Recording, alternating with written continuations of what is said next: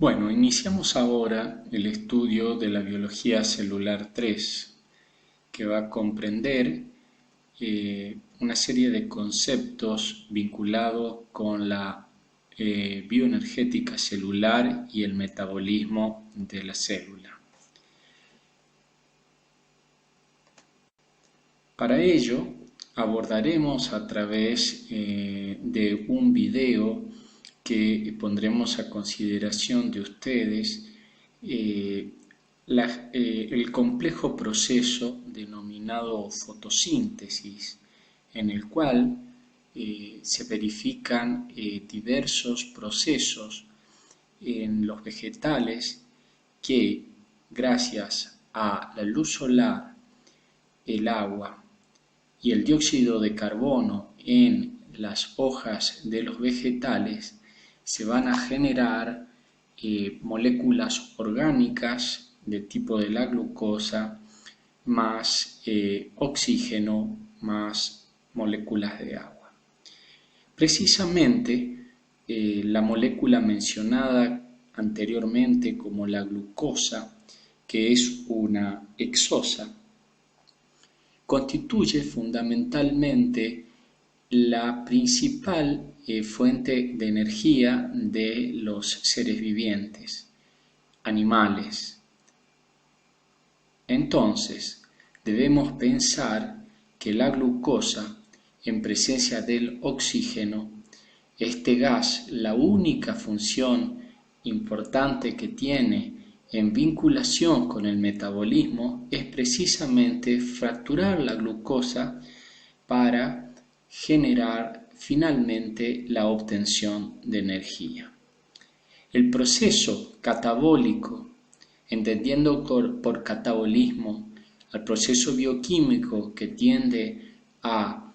simplificar las moléculas a fin de obtener energía,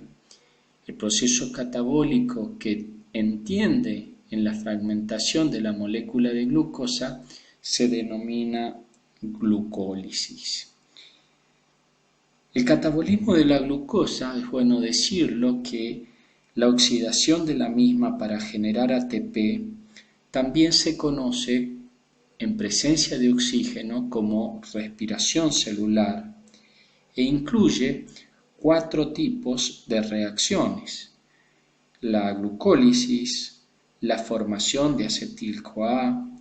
el ciclo de Krebs y la cadena respiratoria, como ustedes lo observan allí en la proyección, en donde finalmente de ese proceso bioquímico aeróbico, vale decir con oxígeno, a través del ciclo de Krebs, la glucólisis y la cadena de electrones, se generan 36 ATP o adenosín trifosfato. Dicho sea de paso, la principal moneda energética de la célula. En contrario, si el proceso catabólico de glucólisis se continúa sin presencia de oxígeno, pasamos a integrar un camino anaeróbico que se denomina fermentación, con bajo rendimiento energético, como ustedes pueden ver, a diferencia del anterior, solamente de 2 ATP. Habíamos comenzado diciendo hace un momento que la respiración celular era una de las denominaciones en la cual se ejemplifica el proceso de oxidación de la glucosa, por el cual la energía química de las moléculas es transformada en una moneda energética celular denominada ATP, adenosín trifosfato, la cual, al ser tratada o necesitada en el trabajo celular, se libera parcialmente y esa energía es la que se emplea a posteriori. Los carbohidratos, las grasas y las proteínas pueden ser usados como fuente de energía de los seres vivos en la respiración celular. Pero es bueno entender que nuevamente la oxidación de la glucosa para obtener ATP se conoce como respiración celular. No es la idea general que todos tenemos de respiración como proceso de inspiración y expiración. Del metabolismo celular a nivel del catabolismo, fundamentalmente que incluye este gran proceso denominado respiración celular, la glucosa es el compuesto que más comúnmente se emplea para examinar las diferentes reacciones químicas catabólicas y los caminos involucrados en el metabolismo y bioenergética celular. Desde un punto de vista químico es interesante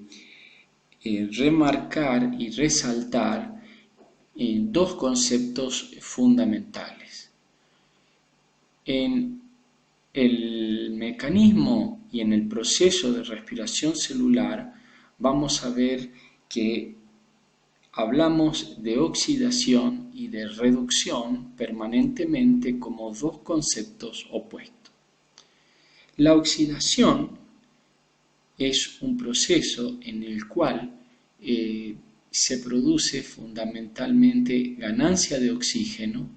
pero que desde el punto de vista estrictamente químico es o se puede encontrar una pérdida de electrones de dicho compuesto, es decir, pérdidas de hidrógeno.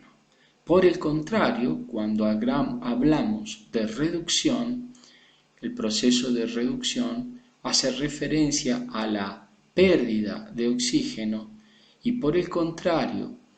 cuando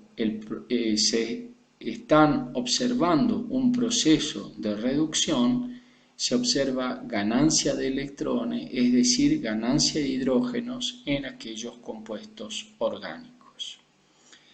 Vale decir que en el metabolismo celular existe este principio de óxido-reducción que se aplica a los sistemas bioquímicos y es un concepto importante para la comprensión de la naturaleza de las oxidaciones biológicas.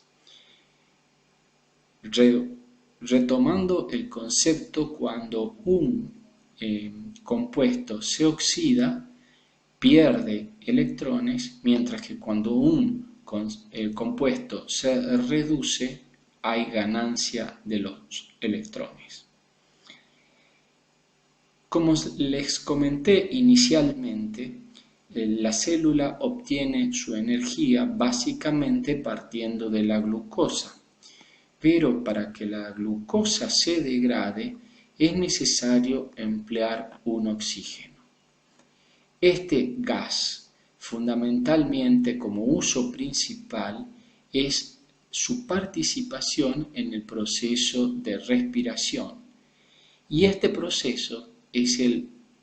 involucrado en el cual las células obtienen energía y la obtienen a través de la ganancia de enlaces de alta energía que se almacenan en un compuesto denominado adenosintrifosfato o ATP. En los sistemas de óxido-reducción, los cambios de energía libre pueden expresarse en potenciales de oxidación y reducción, y las enzimas que intervienen en estos procesos redox se denominan óxido-reductasas. Entrando en la oxidación de la glucosa para obtener ATP, como también se conoce a la respiración celular, debemos mencionar que se puede dividir a este proceso básicamente en tres procesos metabólicos.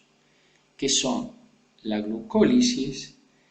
el ciclo de Krebs y la fosforilación oxidativa o cadena de transporte de electrones. En la bibliografía habitualmente podemos encontrar una cuarta etapa que es la formación de acetil-CoA. Pero nosotros básicamente en esta presentación vamos a hablar de que la respiración celular está compuesta o incluye estos tres tipos de reacciones: la glucólisis, el ciclo de Krebs y la fosforilación oxidativa.